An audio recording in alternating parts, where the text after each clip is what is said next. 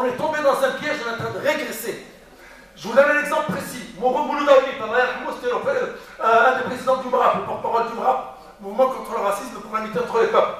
On l'a rencontré 3-4 ans avant sa maladie, parce qu'il était malade, et on l'a réuni avec des frères et sœurs à Paris, à Saint-Denis, et on a dit comment on peut aujourd'hui avoir un outil efficace de lutte contre l'islamophobie montante.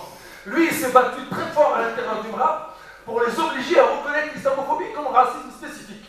Il y est arrivé, on n'a pas beaucoup soutenu. Et on s'était réunis, on avait décidé de créer des comités de MRAP, d'investir des frères et sœurs, là, ceux qui cotisent à droite à gauche, moi le premier. On investit dans le MRAP. Et on fait une élection de délégué régional du MRAP de la région Rhône-Alpes, délégué Aquitaine, délégué PACA. Et on élit des gens de chez nous. Des sections de MRAP à 10 personnes, tu prends la section, tu désignes un responsable, il voit ton responsable national et tu dis quelqu'un de chez toi.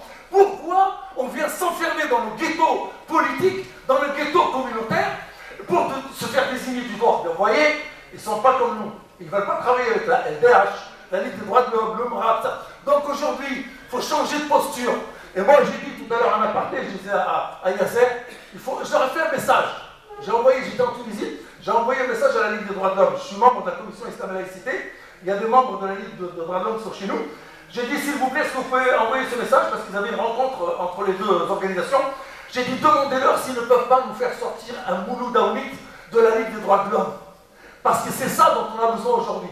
On a besoin que la parole de la Ligue des droits de l'homme, qui est une instance reconnue de lutte historique, il y a un siècle d'âge, soit porteuse de demandes de justice. Parce que quand la Ligue des droits de l'homme intervient, quand on défend une femme voilée, c'est pas parce qu'elle est musulmane, c'est parce qu'elle a pu accès à un droit.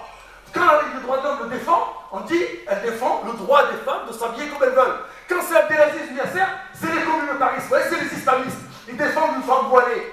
Et effectivement, nous, comme des moutons, on va tous dans le même sens. Allez, oui, allez, vas-y. Voilà, les musulmans. Non! Investissons les outils de droit commun. Il faut que les musulmans sortent du ghetto. La politique, c'est pareil. Alors, très rapidement.